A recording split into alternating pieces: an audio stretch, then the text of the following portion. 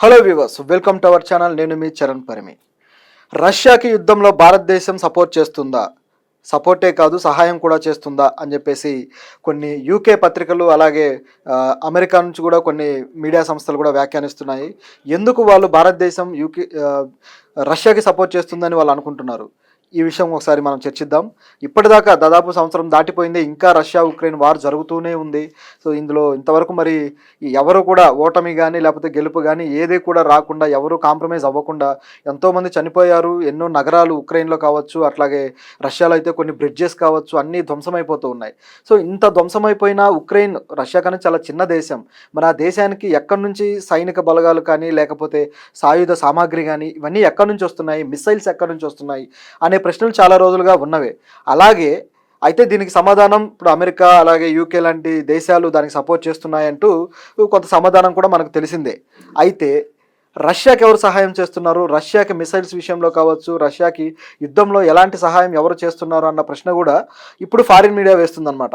ఈ foreign media ప్రశ్నలో సమాధానాలు వాళ్ళు వెతికింది ఏంటంటే, రష్యాకి సపోర్ట్ చేస్తుంది, సహాయం చేస్తుంది ఇండియా అని చెప్పేసి. ఇండియా రష్యాకి మామూలుగానే మిత్రదేశం, ఎప్పటి నుంచో ఒక సైనికపరమైన అనుబంధాలు ఉన్నాయి. అట్లాగే మిత్రపక్షంగా ఎన్నో వాణిజ్య అనుబంధాలు నడిపించుకుంటూ వచ్చారు. ఇప్పుడు గతంలో కూడా అసలు రష్యా నుంచే మనం మిసైల్స్ కొంటూ, అలాగే వార్కి సంబంధించిన ఏవైనా సరే, వార్ క్రాఫ్ట్స్ ఏవైనా సరే, ఈ ఫైటర్ జెట్స్ కావచ్చు, అలాగే మిసైల్స్ కావచ్చు, అట్లాగే జలాంతర్గాములు కావచ్చు, ఇట్లాంటివి ఏ ఉన్నా సరే రష్యా నుంచే మనం సపోర్ట్ తీసుకుంటూ వచ్చాం. రష్యా నుంచి కొంతమంది ఇంజనీర్లు రావడము, మన జలాంతర్గాములు కావచ్చు, మన మిసైల్కి సంబంధించిన జెట్స్ కావచ్చు, వీటిని ఏమైనా రిపేర్ చేయాలన్నా ఇక్కడ నుంచే వస్తుంటారనమాట. అంటే ఒక సైనిక సంబంధమైన, ఒక సాంకేతిక సంబంధమైన బలమైన ఫ్రెండ్షిప్ రష్యాకి ఇండియాకి ఉంది.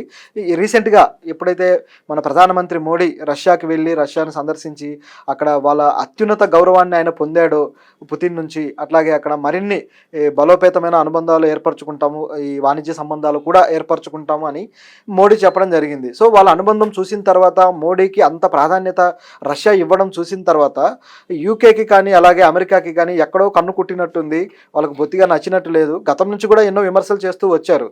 సో ఇప్పుడు కూడా అలాగే మరి ఆ ఫ్రెండ్షిప్ నచ్చలేదా మరి లేకపోతే ఏంటో తెలియదు, కానీ ఉన్నట్టుండి కొన్ని ఆరోపణలు యూకే నుంచి చేస్తూ వచ్చారనమాట. వాళ్ళ మీడియాలో కావచ్చు, అట్లాగే అమెరికా మీడియాలో కావచ్చు, రష్యాకి భారత్ సహాయం చేస్తుంది, ఈ సహాయాన్ని ఆపేయాలి, ఆపేయకపోతే మేము ఊరుకోమని చెప్పేసి కొన్ని వ్యాఖ్యలు మీడియా ద్వారా చేయిస్తున్నారు.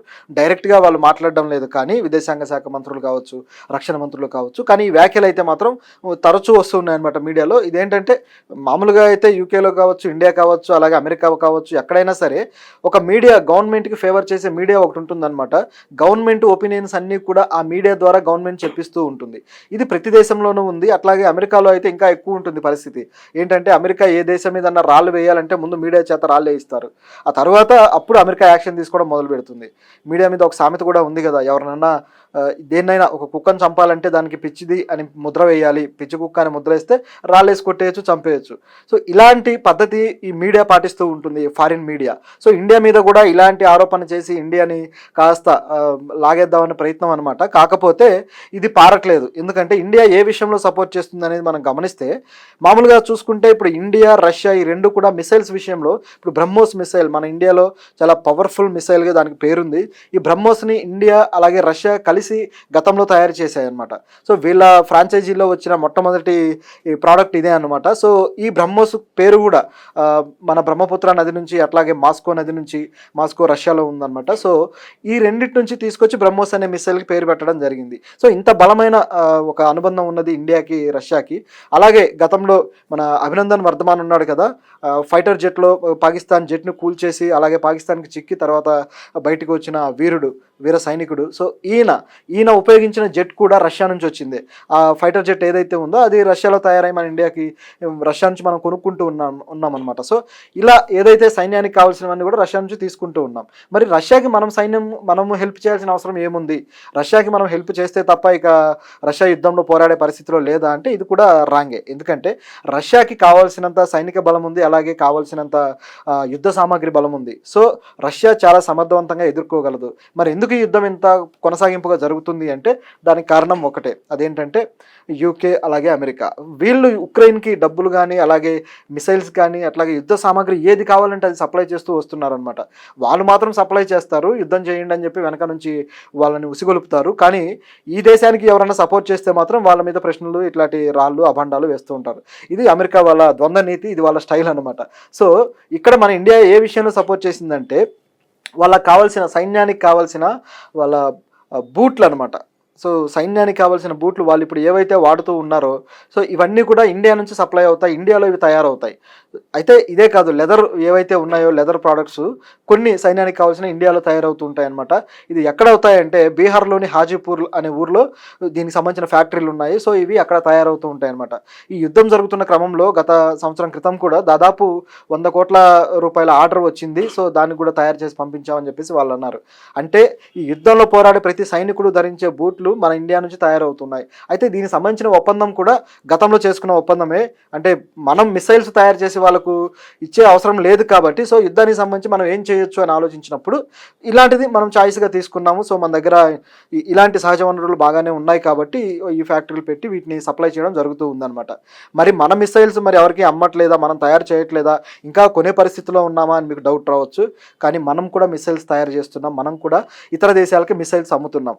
ఎస్, అదేంటంటే ఆ దేశాలు ఏంటంటే ఫిలిప్పీన్స్ కావచ్చు, అట్లాగే ఇండోనేషియా కావచ్చు, ఇట్లాంటి కొన్ని కంట్రీస్కి ఈ ఏషియన్ కంట్రీస్ ఏవైతే పైన ఉన్నాయో మన ఇండియాకి పైభాగంలో, సో ఈ కంట్రీస్ అన్నీ కూడా ఈ కంట్రీస్లో చాలా కంట్రీస్కి మనం మన ఇండియా నుంచి మిసైల్స్ మన సొంత టెక్నాలజీతో తయారు చేసినవి వాటికి మనం విక్రయిస్తున్నాం. సో ఇది మన ఇండియాకి కొత్తగా చేకూరుస్తున్న ఆదాయం అనమాట. చాలా దేశాలు అమెరికా కావచ్చు, రష్యా కావచ్చు, అలాగే చైనా కావచ్చు, ఈ దేశాలన్నీ కూడా వాటికి వచ్చే ఆదాయంలో అత్యధిక భాగం ఆదాయం కేవలం ఈ సైన్యానికి సంబంధించి ఈ మిసైల్స్ అట్లాగే ఈ ఆయుధాలు, మారణ ఆయుధాలు, యుద్ధ ఆయుధాలు తయారు చేసి వాటి నుంచి సంపాదిస్తుంటాయి. వాటిని అమ్ముకొని వాటి కోసమే యుద్ధాలు క్రియేట్ చేస్తూ ఉంటాయి అనుకోండి. అది పెద్ద చరిత్ర, దాని గురించి మాట్లాడితే. సరే, మన ఇండియా సంబంధించి చూస్తే మనం కూడా వేరే దేశాలకి ఆయుధాలు అమ్ముతున్నాం. మనం ఈ మేక్ ఇన్ ఇండియా ప్రోడక్ట్ ఎప్పుడైతే స్టార్ట్ అయిందో ఈ ప్రాజెక్ట్లో మిగతా పరిశ్రమలు పెద్దగా రాలేదు, మిగతా ఉద్యోగ అవకాశాలు పెద్దగా ఏర్పడలేదు. కానీ అంటే నిరుద్యోగిత తగ్గటం కానీ వేరే ప్రోడక్ట్స్ ఇప్పుడు చైనాకు ధీటుగా వేరే ప్రోడక్ట్స్ తయారు చేయడంలో కానీ వీటన్నిటిలో పెద్దగా మనం ముందుకు వెళ్ళింది లేదు, అందులో వెనకబడే ఉన్నాం. కార్పొరేట్స్కి ఎన్నో రాయితీలు ఇచ్చినా వాళ్ళు కూడా పెద్దగా ఆ డెవలప్మెంట్ కోసం పనిచేసినట్టుగా కనపడలేదు. అయితే ఎప్పుడు ఈ గవర్నమెంట్ మాత్రం మోడీ కార్పొరేట్లకే సపోర్ట్ చేస్తూ ఉంటారు, కానీ ప్రజలకు మాత్రం పెద్దగా సపోర్ట్ అందలేదు ఈ విషయంలో, మేక్ ఇన్ ఇండియా విషయంలో. కానీ మేక్ ఇన్ ఇండియాలో జరిగిన ఒకే ఒక్క మంచి పని ఏంటయ్యా అంటే ఈ సైన్యానికి సంబంధించిన ఆయుధాలు తయారు చేయడం, మిసైల్స్ తయారు చేయడం, ఈ మారణాయుధాలు ఏవైతే ఉన్నాయో యుద్ధ ఆయుధాలు, సో ఇవి తయారు చేయడానికి మాత్రం మేక్ ఇన్ ఇండియా కాస్త బాగానే పనికొచ్చింది. సో ఇందులో ఈ ప్రాజెక్టులో భాగంగా తయారు చేసినవే మనం ఇతర దేశాలకు కూడా అమ్మగలుగుతున్నాం. సో మరి ఈ రష్యా విషయంలో చూసుకుంటే మన ఇండియా చేసే సపోర్ట్, అది కూడా సపోర్టే. ఎందుకంటే అక్కడ ఒక మంచు ప్రాంతాల్లో మనగలిగే ఆ బూట్లు తయారు చేయడము, మన దేశానికి అప్పగించడం కావచ్చు, అలాగే లక్షల మంది సైనికులు వాటితో పోరాడడం కావచ్చు, అవి ధరించి ఇదంతా కూడా మనకు రావాల్సిన క్రెడిటే, దాన్ని మనం తోసిపుచ్చము. కానీ ఇది మనకున్న అనుబంధంలో జరుగుతూ ఉన్న విషయం అన్నమాట. ఇండియాకి రష్యాకి ఉన్న అనుబంధంలో జరుగుతున్న విషయం.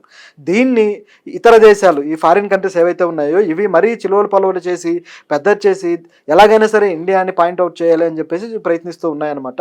కానీ ఇదంతా సీరియస్గా తీసుకోవాల్సిన విషయం అయితే కాదు.